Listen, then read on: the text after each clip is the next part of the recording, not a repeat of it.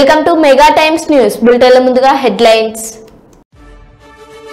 మైబాద్ జిల్లాలోని ఓ ప్రైవేట్ స్కూల్లో విద్యార్థిని పట్ల అసభ్యంగా ప్రవర్తించిన వార్డెన్, దేహశుద్ధి చేసిన బంధువులు. ట్రాఫిక్ మొబైల్స్ పోలీసులకు సైరన్లు, రేడియం జాకెట్స్ ను అందజేసిన కర్నూలు జిల్లా SP G Bindu Madhav IPS. TBGKS నాయకుడి 5 అంతస్తుల భవనం కూల్చివేత.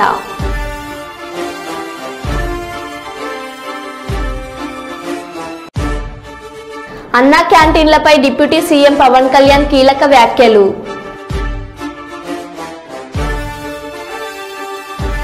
కోర్టులో అడిగితే ఇవ్వనందుకే నాగార్జునకు సంబంధించిన కన్వెన్షన్ ను కూలగొట్టాడు బాల్క సుమన్. బోరు బావిలో పడిన 2.5 ఏళ్ల బాలిక.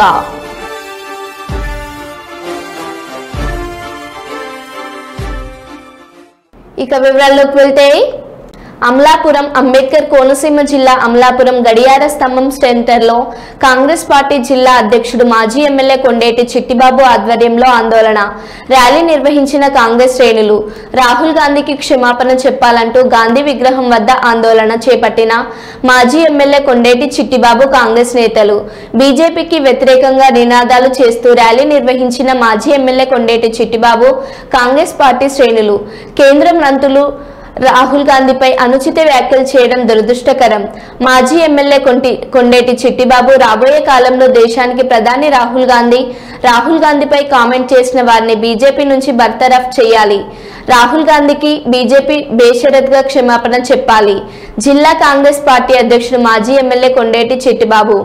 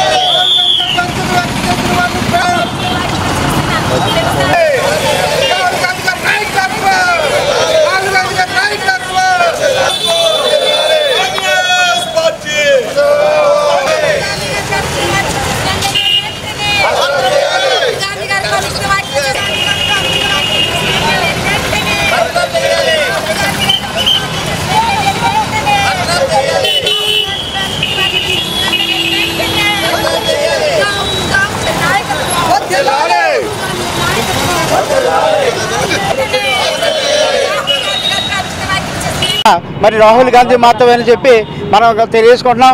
మరి ఇవాళ రాహుల్ గాంధీ గారి నాయకత్వంలో మరి రాబోయే కాలంలో ప్రధానమంత్రిగా మరి కాంగ్రెస్ ప్రభుత్వం అధికారంలోకి రాబోతుంది. అలాగే శర్మిలారెడ్డి గారి నాయకత్వంలో మరి ఆంధ్రప్రదేశ్లో మరి కాంగ్రెస్ పార్టీ అధికారం రాబోతుంది. మరి ఇవన్నీ కూడా గమనించాలి. ఇవాళ బీజేపీ వచ్చిన తర్వాత మరి ఎస్సీ, ఎస్టీ, బీసీ, మైనార్టీ వర్గాల మీద దాడులు చేయడమే కాకుండా మరి వాళ్ళని అణగదొక్కే విధంగా భారత రాజ్యాంగాన్ని కూడా రద్దు చేస్తామని చెప్పి మరి ప్రగల్భాలు పలికి మరి ఇవాళ అప్రతిష్ట పాలవుతున్న మరి బీజేపీ నరేంద్ర మోడీ దీనికి బాధ్యత వహించి మరి ఇవాళ రాహుల్ గాంధీ మీద మరి ఇవాళ కామెంట్ చేసిన వారిని బర్తరఫ్ చేయాలని సెంట్రల్ మినిస్టర్ అయ్యుండి కూడా టెర్రరిస్ట్గా మరి వాళ్ళు అభివర్ణించడం దురదృష్టకరమైన సంఘటన. ఇది ప్రజాస్వామ్యంలో మరి ఆ విధంగా మాట్లాడడం పద్ధతి కాదని చెప్పి తెలియజేసుకుంటూ మరి రాహుల్ గాంధీ గారికి మరి కాంగ్రెస్ పార్టీకి బేషరతుగా మరి మోడీ గారు క్షమాపణ చెప్పాలని కాంగ్రెస్ పార్టీ డిమాండ్ చేస్తుంది. వరంగల్ జిల్లా నర్సంపేటకు హెలిప్యాడ్ ద్వారా చేరుకున్న మంత్రులు దామోదర రాజనరసింహ, పొంగులేటి శ్రీనివాస్ రెడ్డి, కొండ సురేఖ మంత్రులకు ఆహ్వానం పలికిన కలెక్టర్ సత్యశారద, ఎమ్మెల్యే దొంతి మాధవరెడ్డి.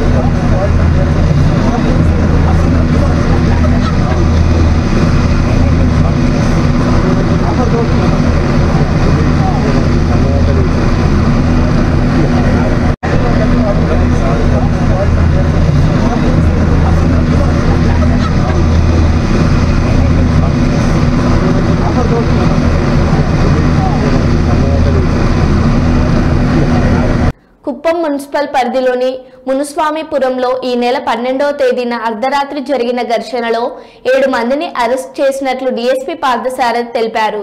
ఈ సందర్భంగా కుప్పం డీఎస్పీ కార్యాలయంలో ఏర్పాటు చేసిన మీడియా సమావేశంలో ఆయన మాట్లాడుతూ మునుస్వామిపురంలో వినయ్ అనే వ్యక్తిపై దాడి చేసిన 7 మందిని అరెస్ట్ చేయడం జరిగిందని అన్నారు.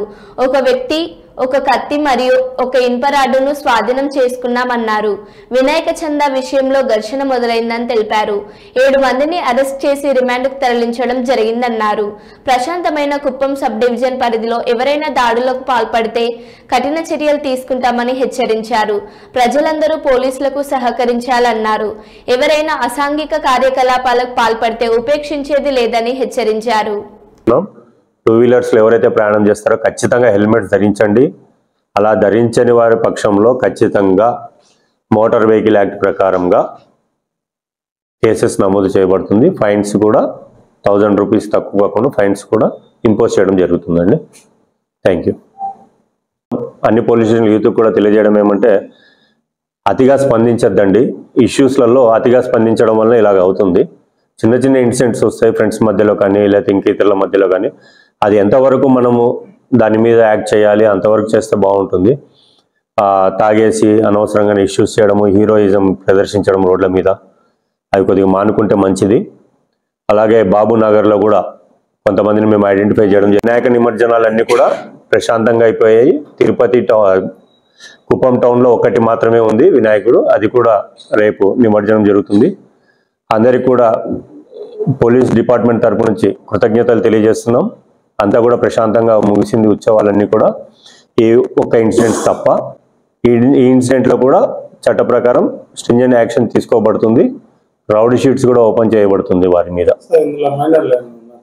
మైనర్లు ఎవరు లేరండి, అందరూ మేజర్లే ఉన్నారు. దీనిలో చదువుకున్న పిల్లలు కూడా ఉన్నారు. బయట చదువుకునే పిల్లలు కూడా ఈ ఫ్రెండ్స్ మాటలు వినేసి రావడము, ఆ ఘర్షణలో పార్టిసిపేట్ చేయడం జరిగింది. వాళ్ళని కూడా కేసులో రిజిస్టర్ చేయండి. వాళ్ళ భవిష్యత్తులో కూడా ఇటువంటి విషయాల్లో వాళ్ళ తలదూరిస్తే భవిష్యత్తు నాశనం అవుతుంది. వాళ్ళు కూడా చూసుకోవాలి. ప్రతి తల్లిదండ్రులు కూడా పిల్లలు ఏం చేస్తున్నారు, రాత్రిపూట్లు ఎక్కడ ఉంటున్నారు, ఎవరితో తిరుగుతున్నారు అనేది కూడా తల్లిదండ్రులు కొద్దిగా ఎంక్వైరీ చేసుకుని పిల్లల్ని కంట్రోల్ పెట్టుకుంటే మంచిగా ఉంటుంది. లేదంటే ఇటువంటి హీనస్ కేసెస్లలో ఇన్వాల్వ్ అవ్వడము వాళ్ళు చాలా వాళ్ళ కెరీర్కి అంతా ఇబ్బంది కలుగజేస్తుంది. కాబట్టి తల్లిదండ్రులు కూడా మేము చేసే విజ్ఞప్తి ఏమంటే సాధ్యమైనంత వరకు పిల్లలు ఎక్కడ ఉంటున్నారు, వాళ్ళ స్నేహితులు ఎవరు, వీళ్ళు ఎక్కడ తిరుగుతున్నారు, ఏం చేస్తున్నారు అనేది గమనిస్తూ ఉంటే వాళ్ళని కొద్దిగా భయం ఉంటుంది. పిల్లలకు కూడా మంచి మార్గంలో ఉండి ఇటువంటి ఇన్సిడెంట్లకు దూరంగా ఉంటారు.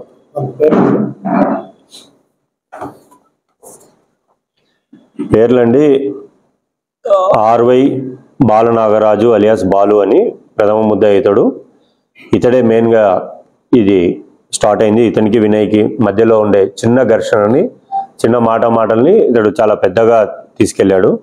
తర్వాత అతని తమ్ముడు శ్రావణ్ రాజ్ అలియాస్ శ్రావణ్ అని, తర్వాత ఇంకొక తమ్ముడు శివ సాయి రాజ్ అలియాస్ శివ, ఇంకా వాళ్ళ మిత్రులు తరుణ్, ఆది, ఉమాశంకర్, జ్ఞానప్రకాష్. మొన్న 11th డేట్లో మిడ్నైట్ మునిస్వామి నగర్లో ఒక ఇన్సిడెంట్ జరిగిందండి. అది వినాయక చవితి సందర్భంగా కొంత ఆల్టర్కేషన్ చందాల కోసము ఒకరినొకరు మాట అనుకొని చిన్న ఘర్షణ కాస్త ఒక పెద్ద ఇష్యూగా అయింది. అది అటెంప్ట్ మర్డర్ అయింది, అటెంప్ట్ మర్డర్గా రిపోర్ట్ అయింది. అలాగే SC/ST అట్రాసిటీ కూడా కేసు కట్టడం జరిగింది. దీనిలో వినయ్ అనే అబ్బాయిని ఒక 8 మంది వచ్చి రాడ్స్తో కొట్టడం జరిగింది. రాడ్స్ ఇటుకరాలతో కొట్టడం జరిగింది. కత్తి కూడా యూజ్ చేయడం జరిగింది. దానివల్ల అటెంప్ట్ మర్డర్ కేసు కూడా రిపోర్ట్ చేయడం జరిగింది. దాన్ని ఆ విషయంగా మొత్తం 8 మంది మీద కూడా ఇన్వెస్టిగేషన్ చేయడం జరిగింది. ఆ చేస్తూ ఈరోజు మధ్యాహ్నం రైల్వే స్టేషన్ దగ్గర 7 మంది ఉంటే అక్కడ రాబడిన సమాచారం మీదకి వెళ్ళి ఆ 7 మందిని కూడా అరెస్ట్ చేసి తీసుకురావడం జరిగింది. ఈరోజు వాళ్ళని రిమాండ్ చేయడం జరుగుతుందండి. ఇది చాలా సింపుల్ ఇన్సిడెంటు. ఈ ఆవేశాలు ఎక్కువైపోయి ఆ ప్రీవియస్ గ్రడ్జెస్ తోటి ఒకరికొకరు కొట్టుకోవడం జరిగింది. దీంట్లో మెయిన్ ముద్దాయి బాలు అని మెయిన్ ముద్దాయి ఇతడు. అతడు వాళ్ళ తమ్ముడు అతని స్నేహితులు కలిసి ఈ వినయ్ని ఇటుకరాళ్ళతోటి రాడ్ తోటి ప్లస్ కత్తి యూజ్ చేస్తూ బెదిరిస్తూ చాలా కొట్టడం జరిగింది. ఆ వీడియో కూడా వైరల్ అయింది, అది మీకు విషయం తెలుసు. అందువలన మేము ఇమ్మీడియట్గా రెస్పాండ్. అక్కినేని నాగార్జునను 400 కోట్లు అడిగితే ఇవ్వనందుకే నాగార్జునకు సంబంధించిన ఎన్ కన్వెన్షన్ ను రేవంత్ రెడ్డి కూలగొట్టాడు అని బాల్కసుమన్ అన్నారు. నాగార్జునది ఎన్ కన్వెన్షన్ కూలగొట్టిండు. ఏం చెప్తాడు రేవంత్ రెడ్డి కానీ వాళ్ళ ప్రభుత్వ పెద్దలు కానీ అధికారులు కానీ ఏం చెప్తారంటే తమ్మిడికుంట చెరువును ఆ ఎఫ్టీఎల్ జోన్లో, ఆ తమ్మిడికుంట చెరువు ఎఫ్టీఎల్ జోన్లో ఎన్ కన్వెన్షన్ ఉంది కాబట్టి కూలగొట్టినామని అంటారు. సరే, ఓకే, ఎన్ కన్వెన్షన్ కూలగొట్టిరు. హిమాయత్ సాగర్ చెరువులో, హిమాయత్ సాగర్కు సంబంధించినటువంటి చెరువులో ఎఫ్టీఎల్లో కాదు, చెరువులోనే హిమాయత్ సాగర్లోనే ఆనంద కన్వెన్షన్ అనేటటువంటి కన్వెన్షన్ ఉంది. తమ్మిడికుంట చెరువులో ఎఫ్టీఎల్ జోన్లో, బఫర్ జోన్లో ఉన్నటువంటి ఎన్ కన్వెన్షన్ కూలగొట్టిన ఈ మొగోడు, ఈ సిపాయి, హైదరాబాద్లోని చెరువుల్ని రక్షించే రక్షకుడు రేవంత్ రెడ్డి హిమాయత్ సాగర్ చెరువులో కట్టినటువంటి ఆనంద కన్వెన్షన్ ఎందుకు కూలగొట్టలేడు అంటే ఇండస్ట్రీలో నడుస్తున్నటువంటి టాక్ ఏంటంటే రేవంత్ రెడ్డి నాగార్జునను 400 కోట్లు అడిగిండట. రేవంత్ రెడ్డి నాగార్జునను 400 కోట్లు అడిగితే నాగార్జున ఈయనందుకు ఎన్ కన్వెన్షన్ కూలగొట్టిండు. ఈ ఆనంద కన్వెన్షన్ అనేటోళ్ళను వాళ్ళని బెదిరిస్తే వాళ్ళు పోయి వీళ్ళ సోదరులను కలిస్తే వాళ్ళు ముడుపులు ముట్ట చెప్పుకున్నారు. దాంతో ఆనంద కన్వెన్షన్ కొట్టలేరు. నేను ఇవాళ ఇంకో మాట అడుగు. రాజస్థాన్లోని దౌసా జిల్లాలో బుధవారం షాకింగ్ ఘటన జరిగింది. బండికుయి ప్రాంతంలో 2.5 ఏళ్ల బాలిక ఆడుకుంటూ ప్రమాదవశాత్తు బోరుబావిలో పడిపోయింది. ఈ ఘటనతో ఆ ప్రాంతంలో తీవ్ర గందరగోళం నెలకొంది. సమాచారం అందుకున్న జిల్లా కలెక్టర్ దేవేంద్ర కుమార్, ఎస్పీ రంజిత్ శర్మ, స్థానిక యంత్రాంగం అందరూ ఘటన స్థలానికి చేరుకొని అక్కడ సహాయక చర్యలు కొనసాగుతున్నాయి. బోరుబావి లోతు దాదాపు 20 అడుగులు ఉన్నట్లు సమాచారం. పూర్తి వివరాలు ఇంకా తెలియాల్సి ఉంది. अंदर ही रहने तो बाहर निकाल लो। मैं बताऊं कैसे करना है। बंगड़ को तो इसके अंदर ही रहने। मेरी बात सुनो, जो ये अंदर वाला जो फंदा बनेगा ना, उसको ऐसे लेंगे हम, ऐसे लेंगे, ऐसे लेंगे। कौन मानी में शायद अरे सोने एक बार ले लेगा अपना, इसको लेने दो, ये लग रहा ना। अब आप 2 कैमरा लेंगे ऊपर।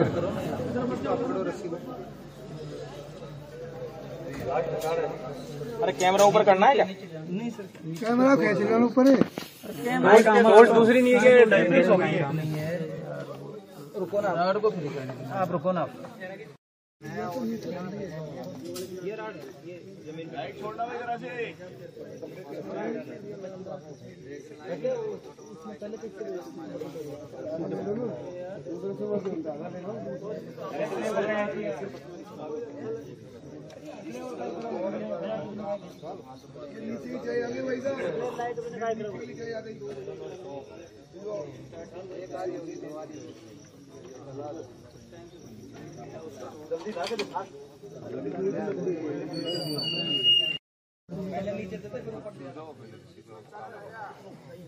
इधर से सुलझी हुई थी, दोबारा दूध को बाहर निकाल कर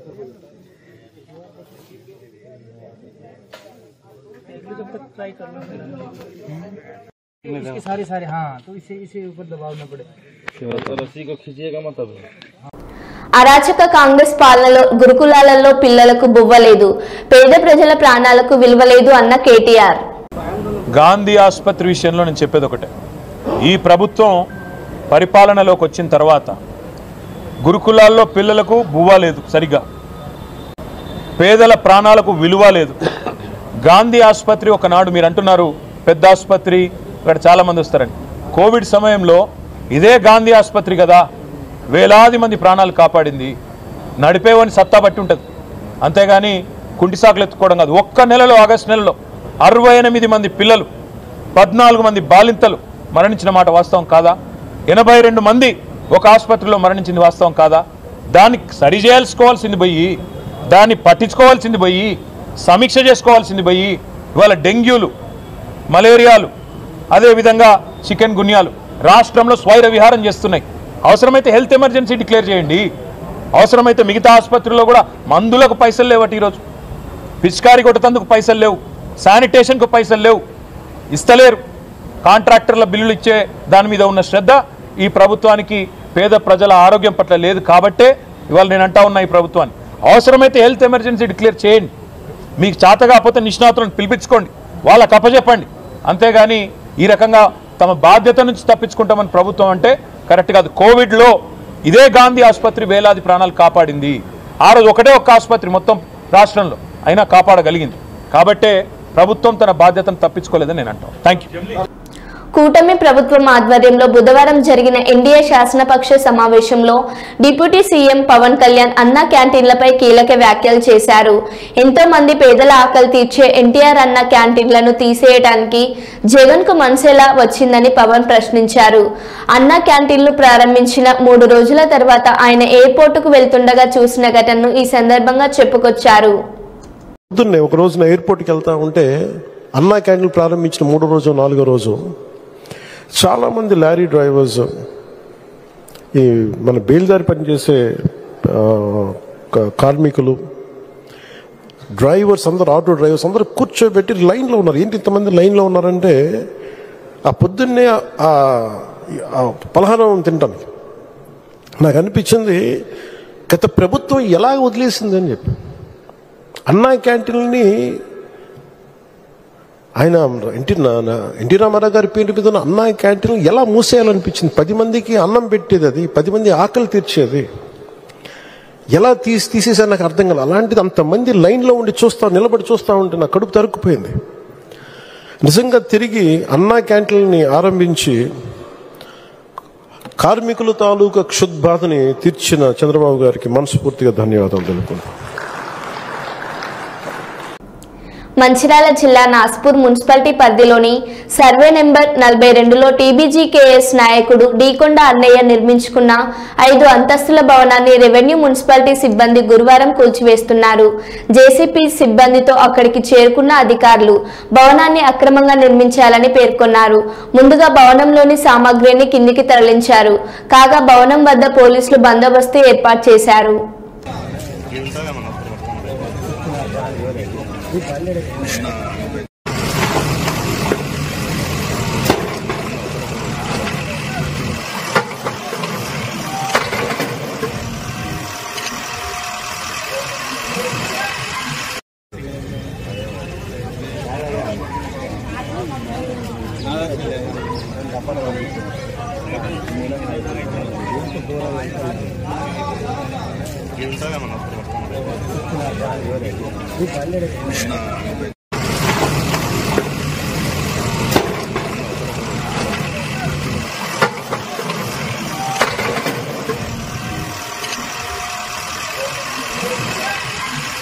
కాకినాడ జిల్లా ప్రతిపాడు నియోజకవర్గం ఏలేశ్వరం మండలం పేడవరం గ్రామానికి చెందిన బెరిరామ తులసి అనే మహిళ భర్త మృతితో అన్ని బాధ్యతలు తానే కుమార్తెను ఉపాధి హామీ కోసం ఇతర దేశాలకు పంపారు.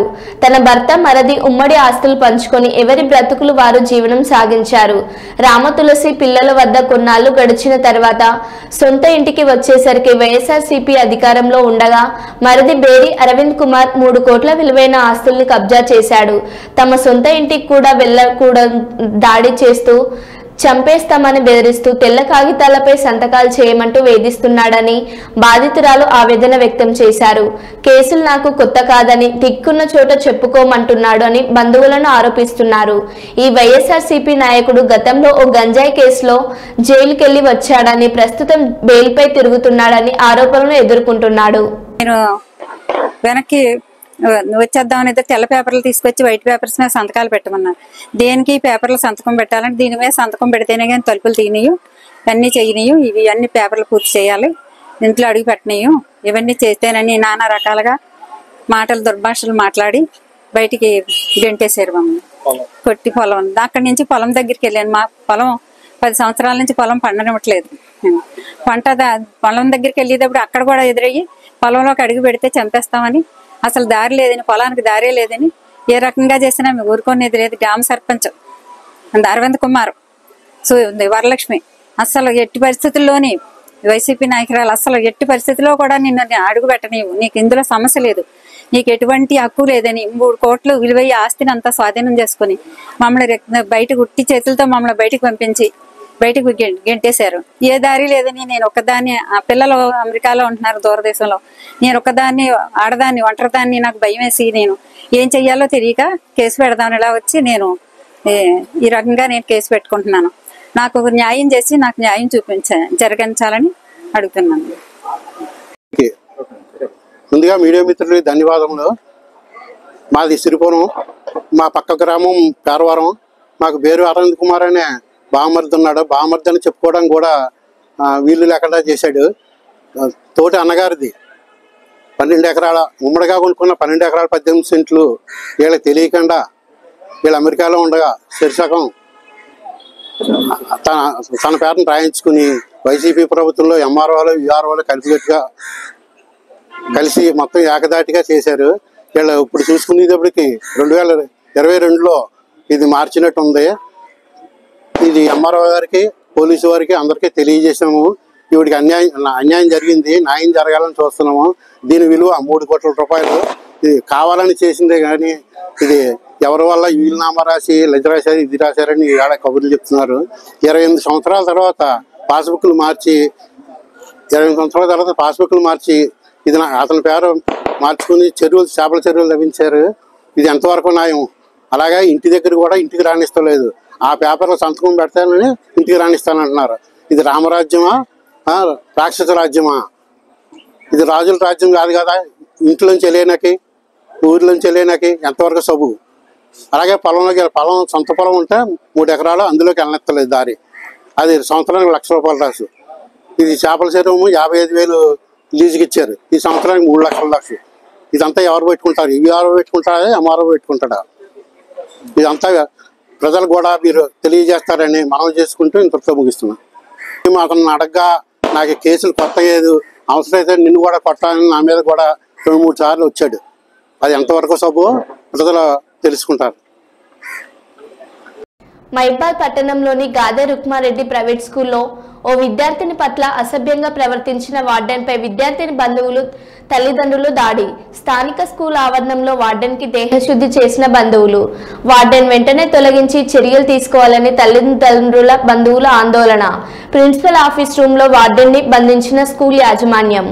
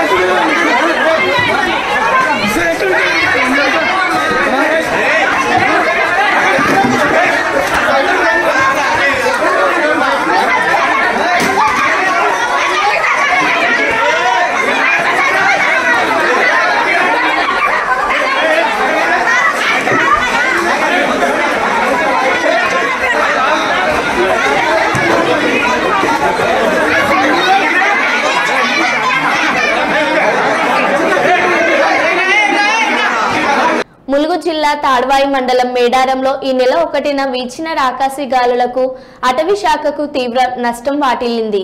రాష్ట్ర అటవీ అభివృద్ధి సంస్థ చైర్మన్ పోదం వీరయ్య జిల్లా అటవీ శాఖ అధికారులతో కలిసి విపత్తు జరిగిన ప్రాంతాన్ని పరిశీలించారు.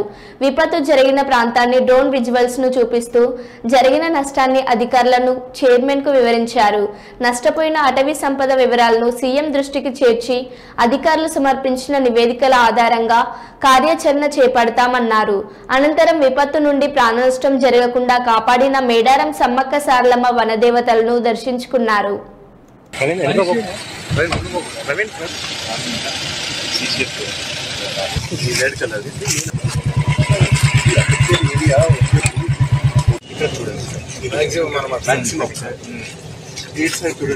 All trees have been ఎంతో సర్వే చేశాము సార్. సెకండ్ రోజు మనకి తెలిసింది దట్ ఎంత పెద్ద ఏరియా డిస్ట్రక్షన్ అయింది. సో ఇది సెకండ్కి అక్కడ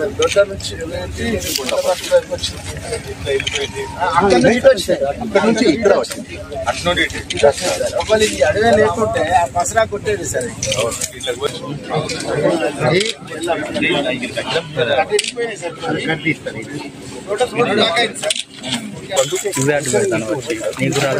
గట్టితనం అనేది పడ్డ తర్వాత పైకి వచ్చింది. 8 సంవత్సరాలు ఉంటుంది సార్. ఇది ఫారెస్ట్ ఉన్నది కాబట్టి ఫారెస్ట్ చాలా స్లో గ్రోత్ సార్. అది ఈజీగానే సార్. ఇప్పుడు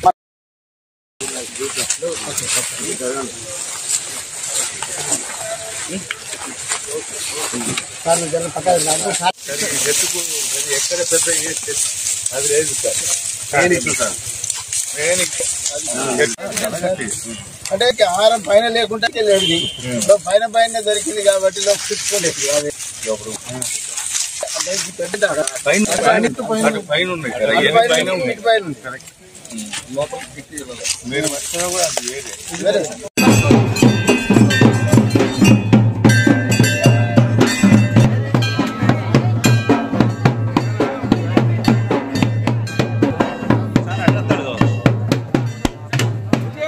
చేయండి.